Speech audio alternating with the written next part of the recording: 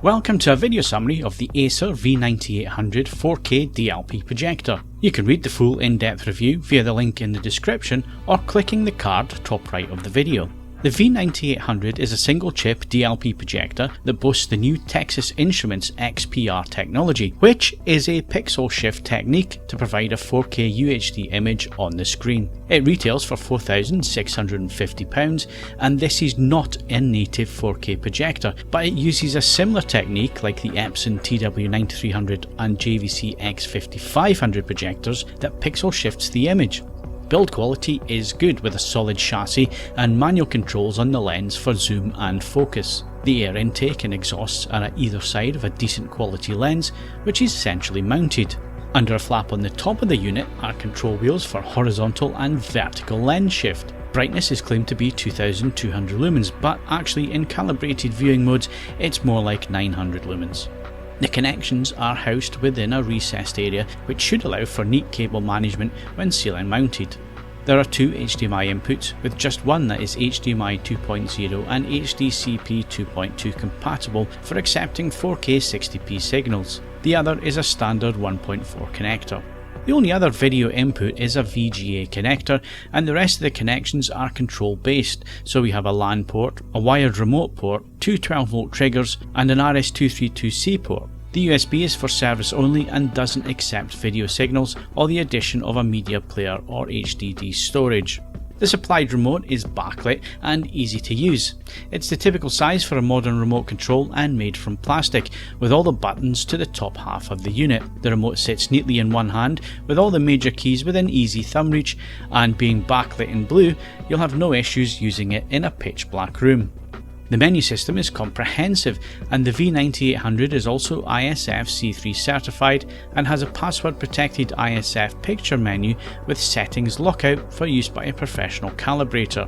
The out-of-the-box Grayscale has a deficit of blue energy from 30 IRE up to 100 IRE, with red and green just above our 100% target. This gives on-screen images a slight yellow tint to whites and skin tones, and our delta E errors are up to 6 at 100% white. For an out-of-the-box setting, this is passable, and whilst there is a slight tint, it's not overly distracting and is probably preferable to blue-whites for most viewers. Gamut also tracks very close to our 2.4 darkroom target, but there's definitely room for improvement here. When it comes to the colour gamut, DLP usually struggles with green and cyan due to the colour wheel. However, with the RGB unit used here, we can see that the gamut is slightly over the Rec 709 target, but tracking is very good at lower saturation points.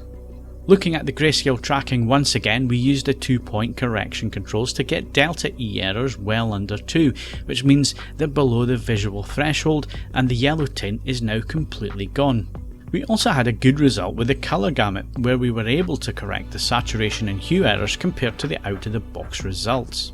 While the V9800 does accept HDR 4K signals, it has a peak brightness of 140 nits, and as such it can tone map the EOTF within the constraints, but HDR performance is not a strong point with projectors in general, and that's also the case here.